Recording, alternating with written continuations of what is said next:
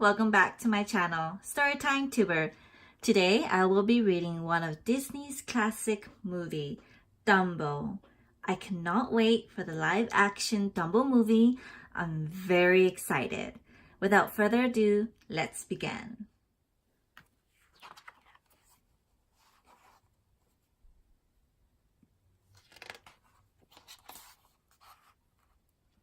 It was the first day of spring, and all the circus animals had received their babies, except for Mrs. Jumbo.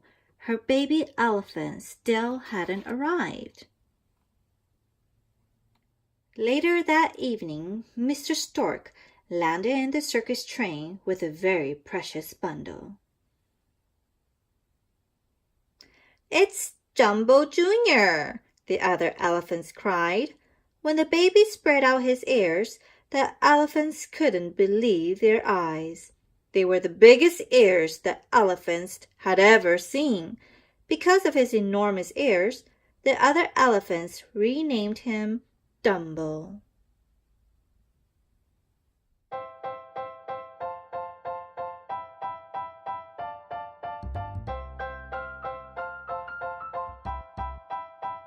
Mrs. Jumbo ignored the taunts of the other elephants.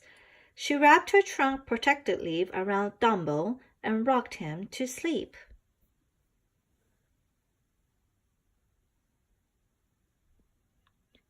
Dumbo joined the circus, but he wasn't very well treated. Sadly, children teased him and grown-ups laughed at him. One day, some naughty children decided to pull on Dumbo's ears. Mrs. Jumbo defended her son by standing on her hind legs and scaring the mean children away. When the circus owners saw this, they feared that Mrs. Jumbo might be dangerous and locked her up in a cage.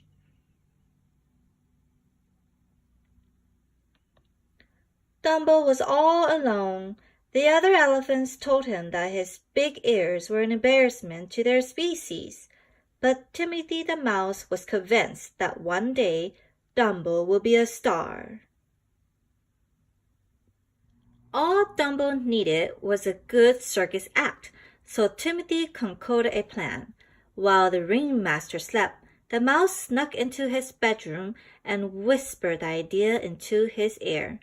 The next day, the ringmaster included Dumbo in a circus act. Unfortunately, Dumbo wasn't a very good performer. He tripped over his ears, knocking over the elephant pyramid. The circus tent collapsed. It was a disaster. Dumbo was no longer allowed to perform with the elephants, and he was forced to join the clown troupe instead. In Dumbo's new act, he had to leap from the window of a burning building while clown firefighters put out the fire.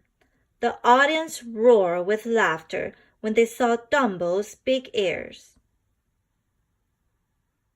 Dumbo was terribly sad. His mother was still caged, and he was the outcast of the circus. "Don't worry, Dumbo," whispered Timothy. "One day you will soar above everyone."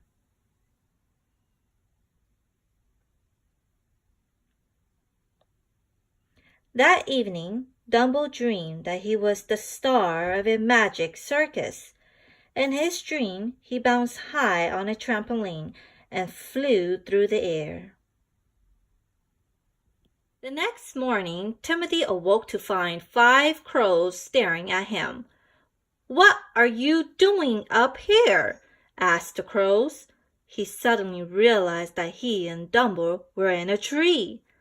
"You flew here," the crows told him.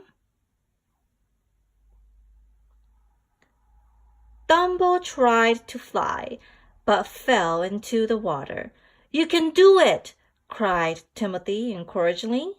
But no matter how hard Dumbo tried, he couldn't seem to fly. The crows took pity on Dumbo. "Use this magic feather," suggested one of the crows. "Hold it tight and it will help you fly. Dumbo gripped the magic feather in his trunk and jumped. Instead of falling, Dumbo was flying. He soared like an arrow over the hills and trees with the crows by his side. "We won't tell anyone you can fly," said Timothy. "We will surprise everyone in the show this afternoon." That afternoon, Dumbo prepared for his big act. "Good luck, Dumbo!" cried Timothy, who was perched in Dumbo's hat.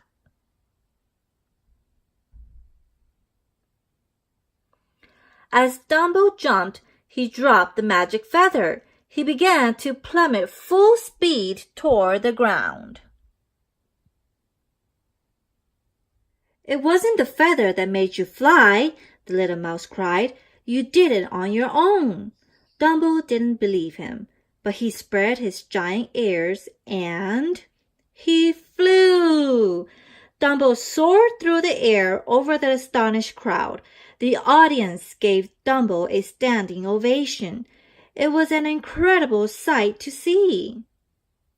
The circus became very popular, all because of Dumbo. From that day on, Dumbo, his mother, and Timothy traveled all over the country as the stars of Dumbo's flying circus.